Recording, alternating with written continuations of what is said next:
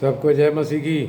प्रिय, आज के दिन हम परमेश्वर के वचन से सीखेंगे कि प्रभु की प्रसन्नता, जो वे एक व्यक्ति आपके ऊपर अगर प्रसन्न होगा और वो बड़े अधिकारी व्यक्ति है तो आपके ऊपर बहुत अनुग्रह उस व्यक्ति के थ्रू आ सकता है।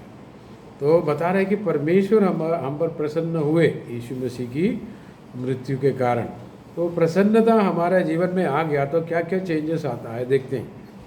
तो आप कहीं कहीं बार कहीं मेहनत करके तो कुछ हो नहीं पाता, कुछ मिल नहीं पाता, उस काम प्रभु एक दिन में एक घंटे में कर देता है। इसको प्रसन्नता बोलते हैं, प्रभु की कृपा है। यीशु मसीह ने बहुत सारे लोगों को चंगा किया, लकवे मारे व्यक्ति को 1 मिनट के अंदर चंगा करके खड़ा कर दिया। इसका मतलब प्रभु की प्रसन्नता उसके ऊपर हुई, द फेवर ऑफ गॉड। तो फेवर ऑफ गॉड के विषय में हम और सीखेंगे कि 84 भजन गीत में हिंदी में एक्चुअली फेवर के लिए करेक्ट शब्द ना आने से प्रसन्नता शब्द सबसे नज़दीक वाला है। करुणा कृपा शब्द सबों से मिला है, तो उस शब्द को हम सीखेंगे। भजन गीत इसमें 84 में जब आप आते हैं 84 भजन गीत को, उसका 11 आयत को देखेंगे। उसमें ये लिखा है कि क्योंकि यहोवा परमेश्वर सूर्य और ढाल है, प्रभु आपके लिए सूर्य और ढाल है। यहोवा अनुग्रह करेगा, गॉड्स फेवर, यहाँ पर अनुग्रह शब्द लिखा, और महिमा देगा। और जो लोग खरी चाल चलते हैं उनसे यहोवा कोई अच्छा पदार्थ रख ना छोड़ेगा। तो आपको इसमें क्या देखना है? अगर आप प्रभु की चाल यानी कि विश्वास के जीवन में चलेंगे, आगे बढ़ेंगे, प्रभु का संग चलेंगे, तो प्रभु आपको कोई अनुग्रह रख नहीं छोड़ेगा। तो बोला उसको नहीं मिला, इसको नहीं मिला, प्रभु का नाम लिया तो भी उसको नहीं, इस तरह का सब डाउट वाला शब्दों को दूर रखें। दाऊद को मिला, वो कष्ट सहा लेकिन प्रभु ने उठाया ना। और यूसुफ को मिला, और यीशु नासरी इन सबों से परे हैं, इतना कष्ट सहा लेकिन आज उनके जैसे कोई ऊंचा व्यक्ति है? सारे नामों से ऊंचा नाम, सारे पदों से ऊंचा पद, प्रभुओं का प्रभु, राजाओं का राजा, सर्वशक्तिमान विराजमान है पिता के दाहिने ओर, कि सबसे नीचे चले गए थे लेकिन आज सबसे ऊंचा है। तो क्या परमेश्वर पिता ने उसका कोई अनुग्रह नहीं रोका? तो प्रियो, मैं बताता हूँ, प्रभु के पीछे चलने से प्रभु आपको अनुग्रह के कारण, फेवर के कारण उठाता है। क्या यूसुफ को समय पर नहीं उठाया? कि दानियल को कई लोगों ने नीचे गिराया या बहुत ऐसा कोशिश की, शेर की मांग में भी डाला, लेकिन प्रभु ने उसको वापस लाया और प्रधानमंत्री पुनः बनाया। 3 राजाओं के साथ रहा वो। राजा के बाद नेक्स्ट जो है दानियल ही आता था। तो इन तमाम बातों में प्रभु ने बहुत अनुग्रह दिया। तो ये भजन गीत में तो अभी हम देखेंगे 90 अध्याय में, 90 अध्याय की 17 आयत में लिखा है, और हमारे परमेश्वर यहोवा की मनोहरता हम पर प्रकट हो। यहाँ पर मनोहरता शब्द यूज़ किया फेवर के लिए। तो हमारे हाथों का काम हमारे लिए दृढ़ कर, हमारे हाथों का काम को दृढ़। आपके हाथ के काम, कोई भी नौकरी हो, धंधा हो, जो सेवकाई हो, अगर वो दृढ़ यानी ब्लेसेड, आशीषित होना है, तो प्रभु की मनोहरता, अर्थात यहाँ पर उस रूप में ट्रांसलेट किया फेवर ऑफ गॉड, प्रभु की कृपा, प्रभु की चेहरे के प्रसन्नता भी बोलते हैं उसको। तो नया नियम में इस कृपा का कारण हम सबों को अनुग्रह मिला है। एफेसी 2 अध्याय में 8-9 में, एफेसी में नए नियम में हम चलेंगे कि 2:8 में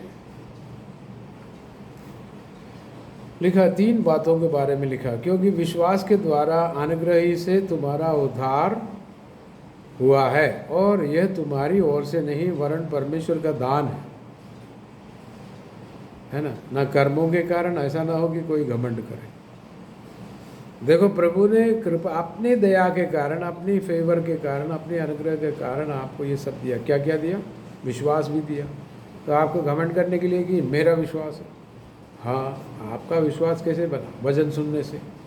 कहाँ से आया? यीशु मसीह से आया।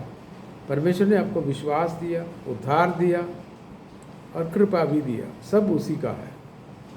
तो ये आपके जीवन को बदल देता है, ये समझ जो है कि मेरे वजह से नहीं, प्रभु की वजह से। प्रभु घमंडियों को विरोध करता है और दीनों को वो बहुत कृपा दे देता है। अगर हमारा हृदय में घमंड ना रहे, घमंड वो चीज़ है कि प्रभु की कहना ना मानने की जो भी बातें हैं वो घमंड के अधीन में आता है। अगर आप बोले प्रभु जो आप कहते हैं वो सही है, अर्थात वचन, तो वचन के अधीन होने से आपका घमंड टूट जाता है और आपका हृदय किसी न किसी कारण से प्रभु के वचन के विरोध में चला जाता है, तो वो घमंड का एक रूप है, एक लक्षण। तो प्रियो, आज हम परमेश्वर को धन्यवाद करेंगे कि हमारा हृदय हमेशा प्रभु की वचन के अधीन में रहे, प्रभु के अधीन में रहे, वो क्योंकि वो भला है। कई लोगों को ये मन नहीं होता कि प्रभु भला बोलने में। बहुत बार बाइबल में लिखा है, 103 में भी लिखा, प्रभु भला है, विलंब से क्रोध करता है, प्रभु अनुग्रहकारी है। यहाँ प्रभु भला है।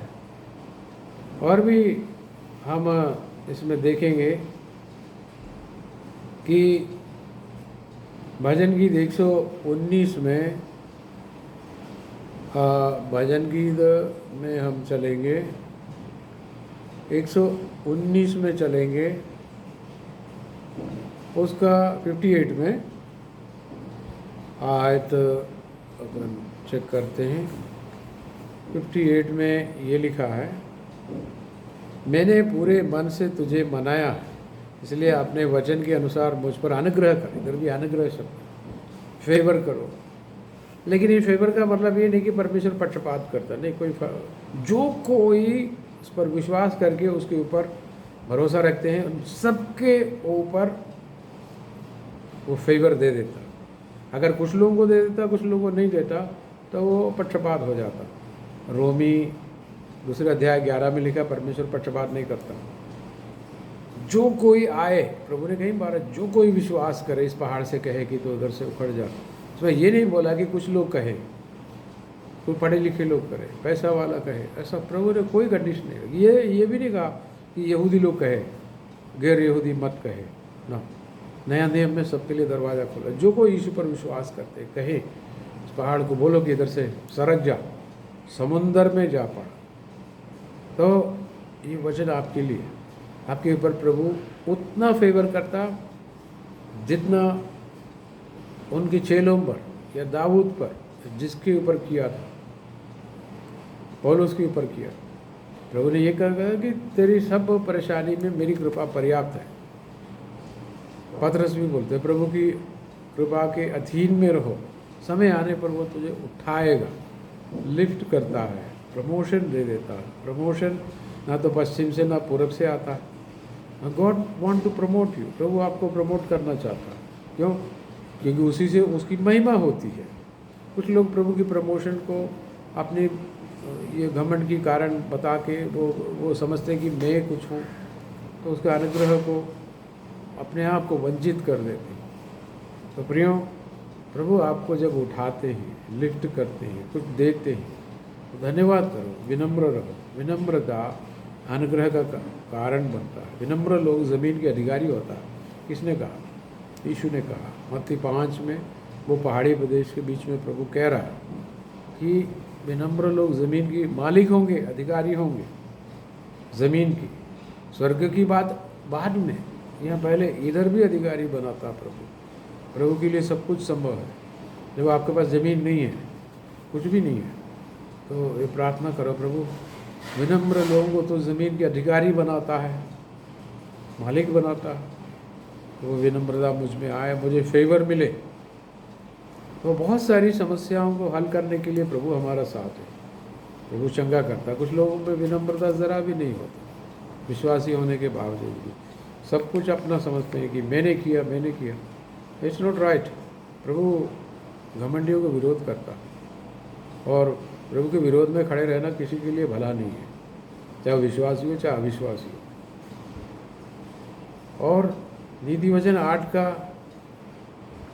35 में भी हम देखेंगे 8 अध्याय की 35 में देखते हैं, क्योंकि जो मुझे पाता है वह जीवन को पाता है और यहोवा उससे प्रसन्न होता है। यहाँ पर बुद्धि की बात है, विजडम।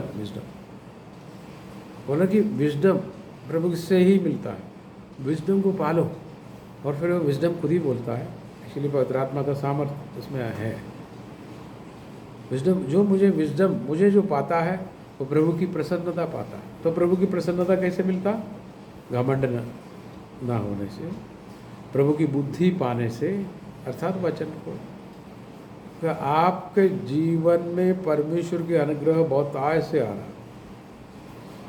मैं आपको बताना चाह रहा हूँ कि प्रभु की प्रसन्नता आपके ऊपर है, लेना आपका काम है। अपने आप को प्रभु के सामने विनम्र करके प्रभु के अनुग्रह पाए, जो असंभव बातों को वो करके दे देता। कोई प्रभु की फेवर, प्रसन्नता, हाँ, जीवन, तेरी करुणा जीवन से भी उत्तम है, भजन गीत में लिखा। तो ये प्रसन्नता बहुत अति उत्तम है। वो आप 10 साल से मेहनत करके जो नहीं पाता, एक दिन में पूरा करके दे देता। हो सकता है 10 दिन में भी हो।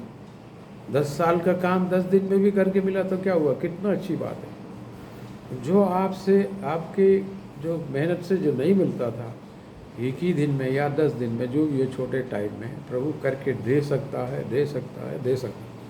प्रभु पर विश्वास करे, धन्यवाद करे और उसकी प्रसन्नता को रिसीव करे। प्रभु आपका साथ है। असंभव बातों को प्रभु आपके लिए करके देगा। प्रभु की करुणा के क्षेत्र में खड़े रहो। प्रभु की प्रकोप की क्षेत्र उस तरफ है, उधर मत जाओ। वो क्या है? अविश्वास और प्रभु की विरोध करना। प्रभु की वचन के अधीन में रहो तो बहुत प्रसन्नता आपके ऊपर आ रहा है। इन्हीं दिनों में, इसी घड़ी, इसी समय आ रहा है। उस अनुग्रह को रिसीव करें। प्रभु की प्रसन्नता आपके ऊपर बहुत आय से होने पाए। सारे महिमा प्रभु को देता, यीशु के नाम से, आमीन।